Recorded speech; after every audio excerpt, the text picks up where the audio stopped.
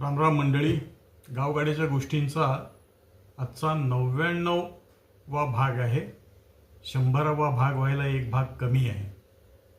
आजचा माझा विषय असा आहे की गावाचा विकास असं म्हटलं की काही साचेबद्ध गोष्टींच्या आम्ही बंधनात अडकतो. विकास म्हणजे चांगले रस्ते, विकास म्हणजे मोठ्या इमारती, विकास म्हणजे चकचकीत रंगवलेल्या 2 मजली 3 मजली इमारती, विकास म्हणजे मोठी उद्यानं, विकास म्हणजे बंधारे.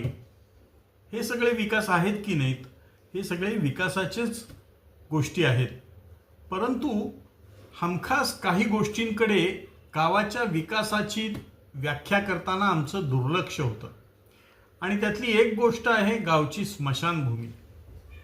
गावची स्मशानभूमी चांगली करावी असं आमच्या विकास कार्यक्रमात पटकन येत नाही.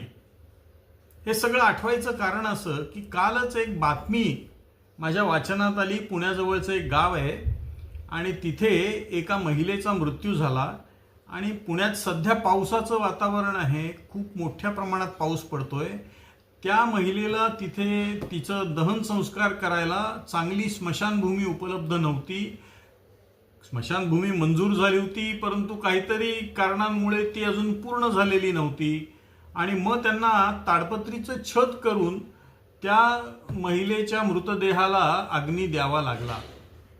आपणही बघा की या साध्या साध्या गोष्टी आमच्या विकासाच्या कार्यक्रमातून सुटून जातात. त्या आमच्या डोक्यातच येत नाहीत.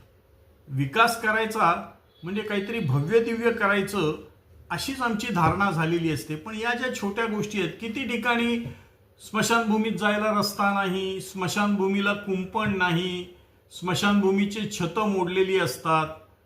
ह्या सगळ्या गोष्टींचा विचार केला ना तर मला असं म्हणायचं आहे की विकासामध्ये गावात ज्या उपलब्ध सोयी आहेत त्यांची निगा राखणं, त्यांना नीट करणं, वापरायोग्य स्थितीत ठेवणं हे सुद्धा गावच्या विकासाचं नियोजन करताना लक्षात घेण्याची गोष्ट आहे.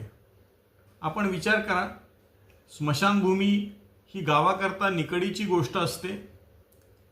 ती चांगली असली पाहिजे. तिच्यावरही गावाचा विकास आखणी करताना ध्यान दिलं पाहिजे असं मला वाटतं. विचार करा. हा व्हिडिओ आवडला असेल तर लाईक करा, शेअर करा, सबस्क्राईब करा. धन्यवाद.